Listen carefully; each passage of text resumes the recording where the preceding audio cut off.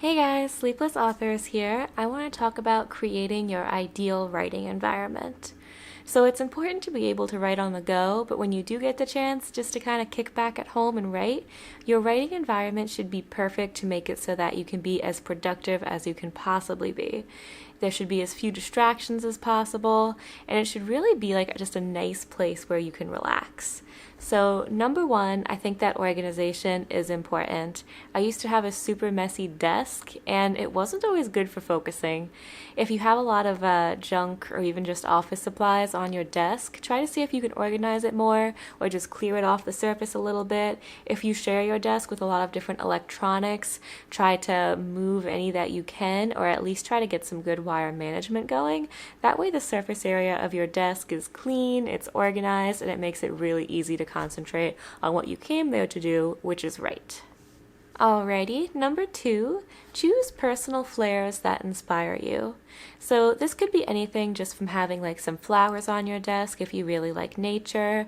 If you're the kind of person who gets charged up by motivational quotes, you might want to put some important quotes kind of decorating your desk somehow, like as a picture or even just like a sticky note, whatever works for you. Also, sometimes like a literary quote can be pretty fun.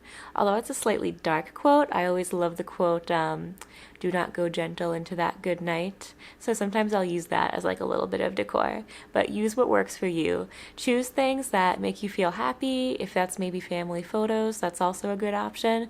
But all in all, it should inspire you and uplift you.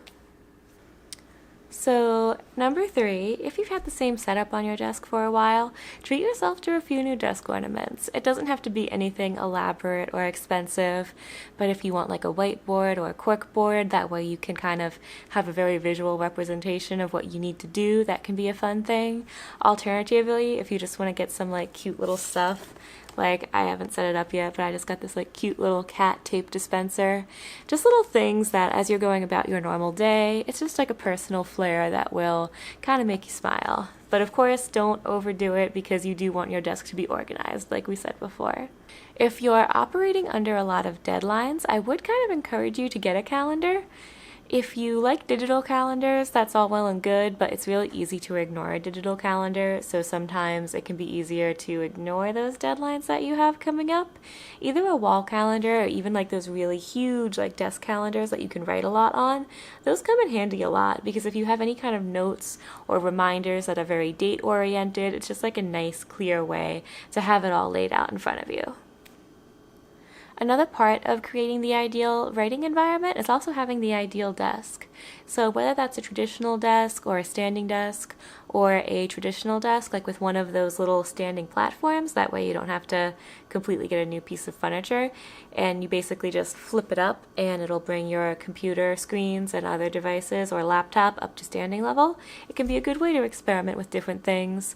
Obviously too, if you're going to be sitting and writing a lot, then investing in like a good chair with solid back support can also be like a valuable part of creating an ideal writing environment. I do think that minimalist setups work better. It's really easy to be cluttered and kind of like your cluttered mess. I was like that for a long time, but frankly, it's so much easier to focus when you don't have too much other stuff in your periphery. Just like a few personal flares usually seems to work best for me. But all in all, tell me, what does your ideal desk setup look like? I'd be curious to see. But also, if you want to see what else I'm up to, you can follow me on Twitter or Instagram. I post a lot of cool poetry on Instagram, and I'm also posting a lot on Medium. So if you're interested in any of that, check out the links down below. Thank you for watching, and have a great day.